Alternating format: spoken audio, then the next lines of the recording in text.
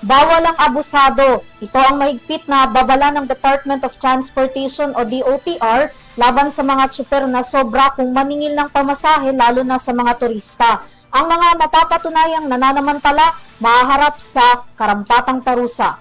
Tungayan ang detalye sa aking report. Nagbabala ang Department of Transportation o DOTR sa mga driver ng pampublikong sasakyan na may kaakibat na parusa ang paniningil nila ng sobra-sobrang pamasahe sa mga pasahero. Ang babala ay kasunod ng naipaulat na pangingikil umano ng isang driver sa ilang Taiwanese national na lumapag dito sa Pilipinas, kung saan ang insidente ay naibalita pa sa isang Taiwanese media.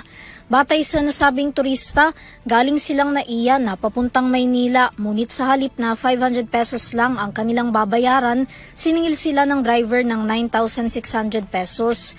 Ayon sa DOTR, ang mga ganitong gawain ay hindi katanggap-tanggap kaya't ipinag-utos na ni Transportation Secretary Giovanni Lopez sa Land Transportation Franchising and Regulatory Board o LTFRB na hulihin ang mapagsamantalang mga driver na mahuhuling manloloko. Karampatang parusa rin daw ang kaharapin ng mga ito gaya ng pagsuspinde o kanselasyon ng prangkisa at iba pang kasong kriminal alinsunod sa umiiral na batas. Para sa EuroTV News, Vanessa Cleofas, sumasaludo sa bawat Pilipino.